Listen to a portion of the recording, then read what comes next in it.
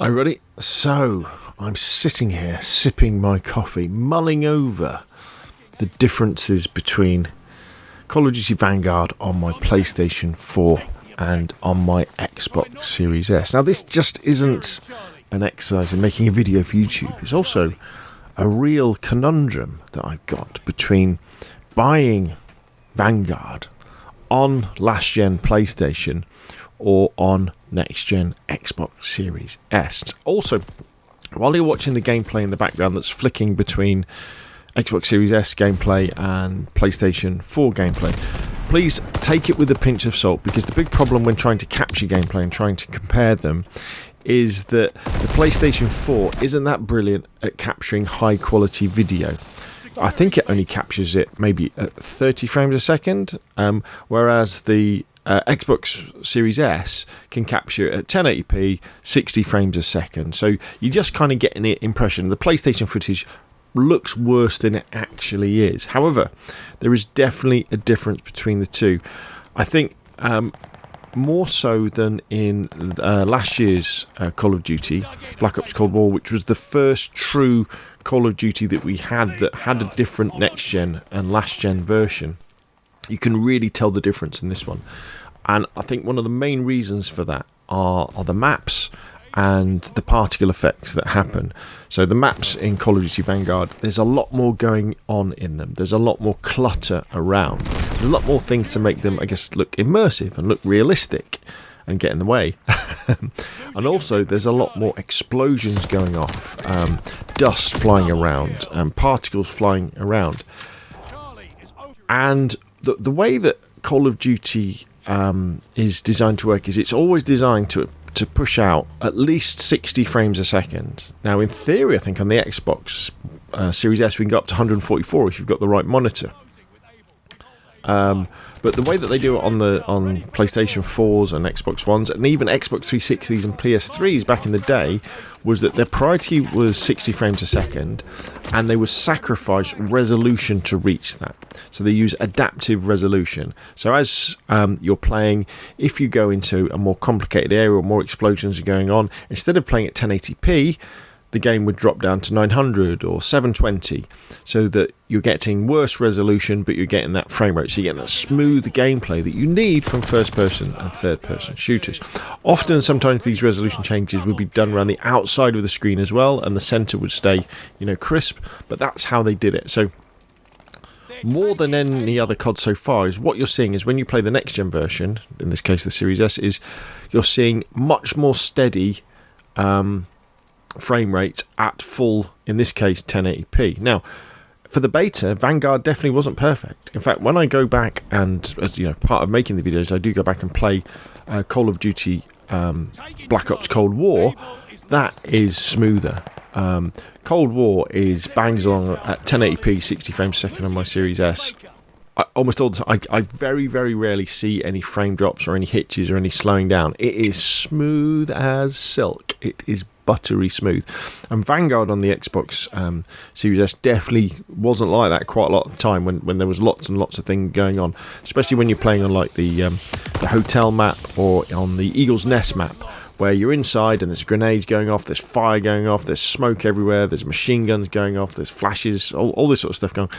Definitely wasn't as smooth as Cold War is as well.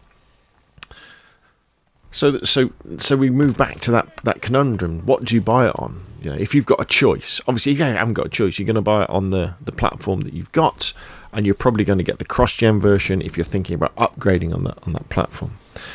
So the problem I have is that, yes, I do have an Xbox. I'm very lucky. I've got an Xbox Series S, next-gen console. I've got PlayStation 4. Ultimately, though, I do want to get a PlayStation 5.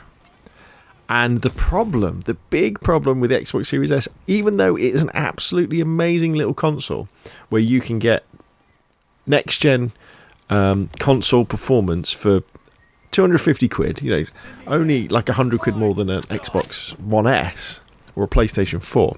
The big problem with it is the hard drive. It only has a 500 gig hard drive, which means you only get about 390 gig worth of storage on it, and this is the special storage that you need to run the next gen games. Sure, you can plug in external SSDs and external hard drives and play last gen games. You can have gigabytes of those and they'll play off that. But when you want to play next gen games, so when you want to play your Call of Duty Vanguard, when you want to play Call of Duty Black Ops, when you want to play Battlefield 2042, when you want to play Flight Simulator, when you want to play Back 4 Blood, all these sorts of games, they've got to be on that internal drive. And it's only, I think, 390 gigabytes, so they're not going to fit. You know, Call of Duty is, I think, when I looked at it, it's going to be a 100 gig game. I looked at Battlefield 2042 and they reckon that'll be a 60 gig game. I don't believe it. I think it'll be more.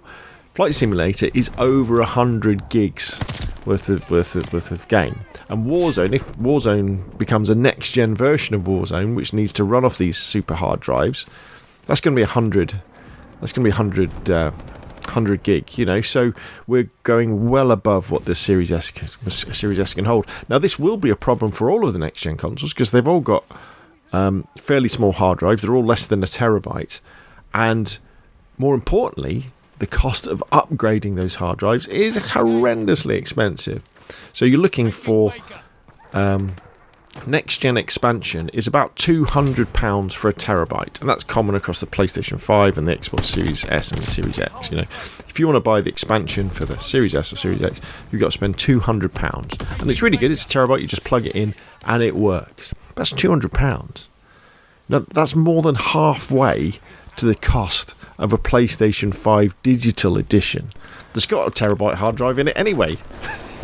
so that's the thing I've got is, if I want to play games like Call of Duty Vanguard and Battlefield 2042 and Microsoft Flight Simulator on my Series S, I've got to be constantly copying the games backwards and forwards from the internal drive to the external drive. And that doesn't always work that fast, and obviously it slows you down. I don't want to spend, I'm kind of refusing to spend that £200 on the expansion card, because it's either a big chunk of a PlayStation 5, or I could buy a gaming monitor for that money as well. So that's the thing. So when I'm talking about which performance, now I think what I'm going to be doing, in fact I'm pretty damn sure what I'm going to be doing, is going with the Xbox Series S version. Simply because it plays so much better, it plays so much smoother, and I'm just going to have to juggle things and maybe not play Flight Simulator for a while, just have it sitting on my external hard drive until there's a big update and I want to do some content, because I think once November comes around, I'm going to be doing an awful lot of content on Call of Duty, Battlefield, and Hell Let Loose, and that's what I'm going to be concentrating on, you know, probably through, and DayZ obviously, through to Christmas, and so that's probably what I'm going to be doing. But to get back to the issue in hand, so next gen versus last gen, Xbox Series S versus PlayStation 4, it definitely runs much better Vanguard on next gen, and does it in a much more obvious way than we had with Call of Duty Black Ops Cold War. Anyway, that's enough from me. Hopefully you found that video useful. If you have it, like. If you want to see more, same, press subscribe, and I'll see you again soon.